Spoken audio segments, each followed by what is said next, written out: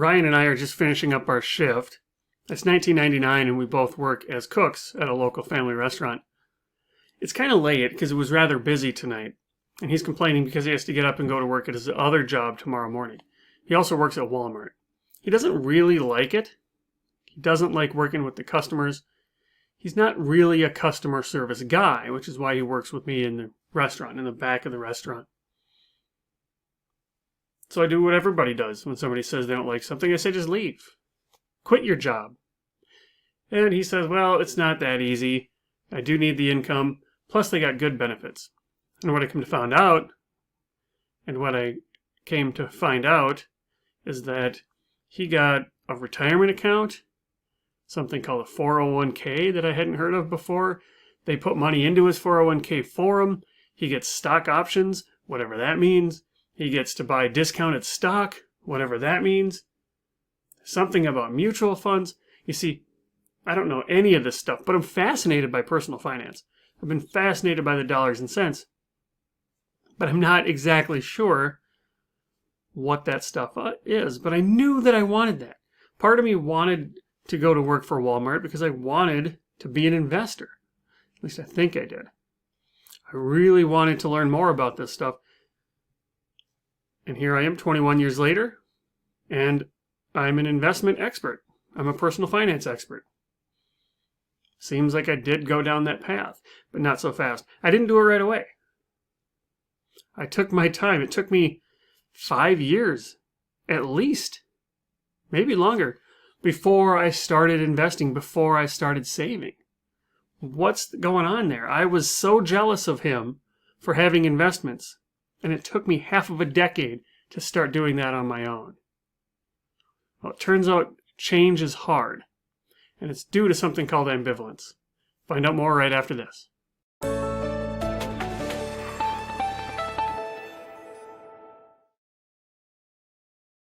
Hey, thanks for joining. This is Derek Hagan, financial therapist. Thanks for joining me for this money health presentation. Today we're going to talk about how to change financially when you're feeling stuck. Okay, so you know that you want to change. We all want to change. That's hardwired into us, believe it or not. We all have a natural instinct to grow. This is self-improvement. Now, what that means to you may not be what it means to me. That definition is going to be different for everybody, but we all have a natural instinct to grow. And what that means, though, is that although we want to grow, we also want to stay the same. Does that make sense? Probably doesn't, because it's not well known. There's a term called ambivalence, where we simultaneously want something and don't want something at the same time. And if you want to change your financial life, I might want to stop spending, but I also like spending. I might want to have better conversations with my spouse about money, but I also don't like the awkwardness of that. Right? So this is tough decisions, and this ambivalence is so strong that we avoid thinking about it. That the discomfort that we feel there leads us to just stop thinking about it altogether, and we're not likely to change. So let's pick on the smoking. Everybody picks on smoking. If you know people who smoke, they probably know that it's not good for their health. So they want to quit. Desperately. They've tried. But they also don't really want to quit, though. They like the idea of being a smoker. They like the idea of going outside and hanging out with people. So that's one example of that ambivalence. Simultaneously wanting and not wanting something. Okay, and that's very powerful. So powerful, in fact, that it leads to something called status quo bias. If you've ever heard of behavioral finance, there's a term called status quo bias. And status quo bias says this is deep in our brains. This is the reptilian part of our brain. We don't want change. At the core of our minds, we don't want change. We prefer familiarity to change, even when change is better. So think of it like a neighborhood. If you move to a new neighborhood that might be safer and better and they got a better school system, but you know this neighborhood. You've lived in this neighborhood for your whole life. That neighborhood has new people you have to get to know.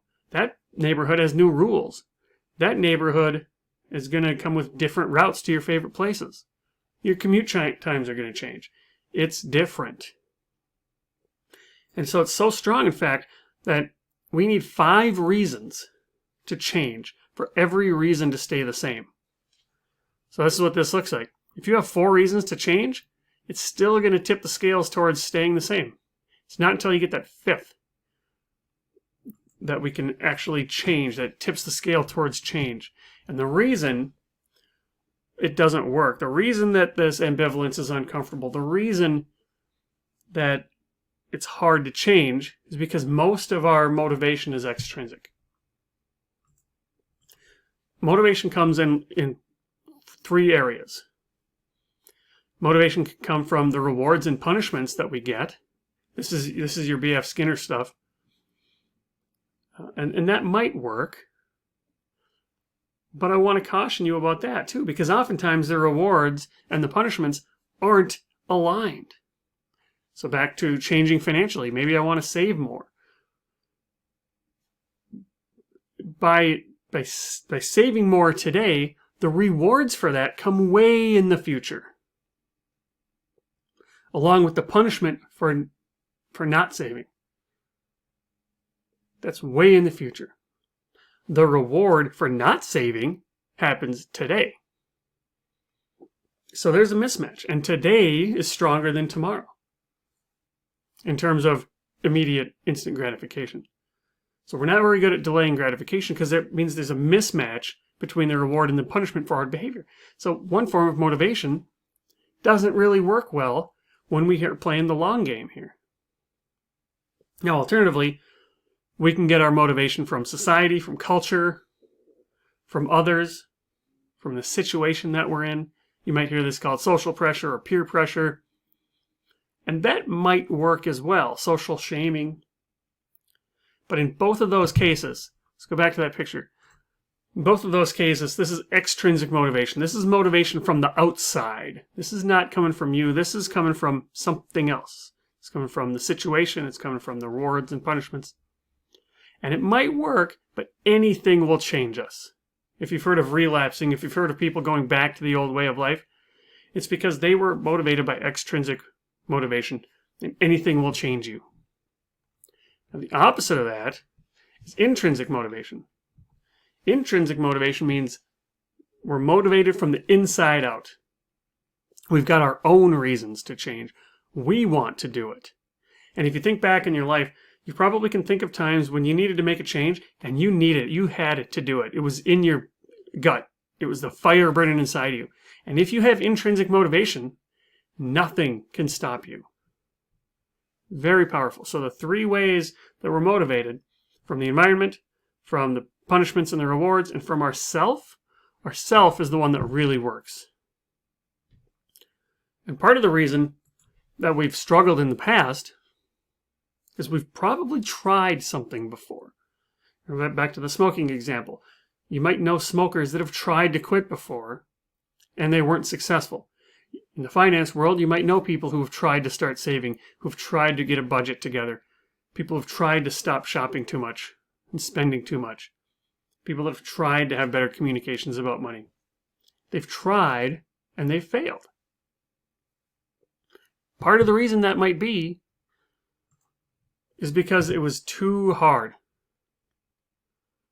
And when you're trying something that's too hard, we're likely to fail. And if we fail, we're not going to do it again. Think about going to the gym. If you're new to working out and you go to the gym and you lift too much weight, or you run too fast or too far or both, you're going to be in pain the next day, probably for 3 days.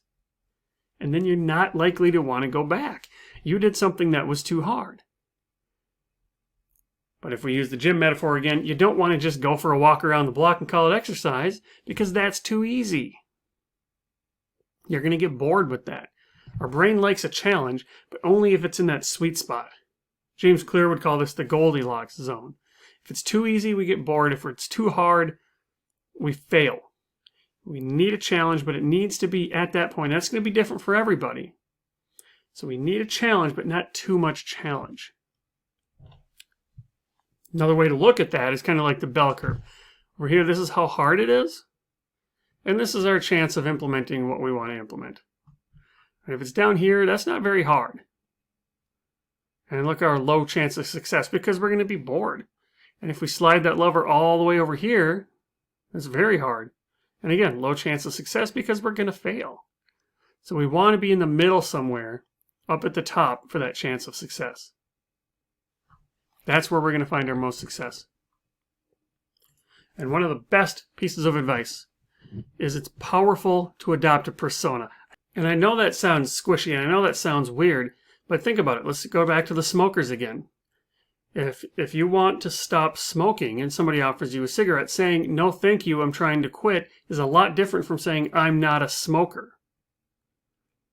Right? If you want to turn yourself into an investor, it's different saying, I'm trying to save some money and I'm trying to invest some money, is different from saying, I want to be an investor. Take on that persona. Figure out what kind of person you want to be. And then ask yourself, what would that kind of person do? What kind of behaviors would that person implement, or does that person implement? And try to strive for that. Our outcomes change when our behaviors change.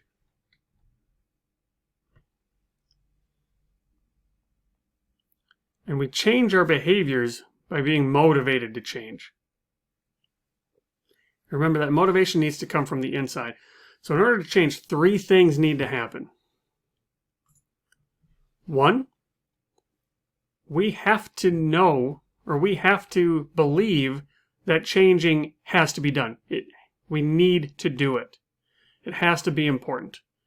If it doesn't feel important to us, or we don't need to do it, we're not going to do it. Not from the inside. We still might be motivated from the outside, but we're not really going to want to do it unless we know that we need to do it. It has to be important. Number 2, we have to be confident that we have the ability to do it. It can be important for me to change, and I might even be ready to do it. But if I don't think I can, I don't stand a chance. I'm not going to be able to do it because I don't believe in myself. And 3rd, I have to be ready. Even if I think I can do it and I think it's important, if I'm not ready for that to happen, it's not going to work. It's not going to change.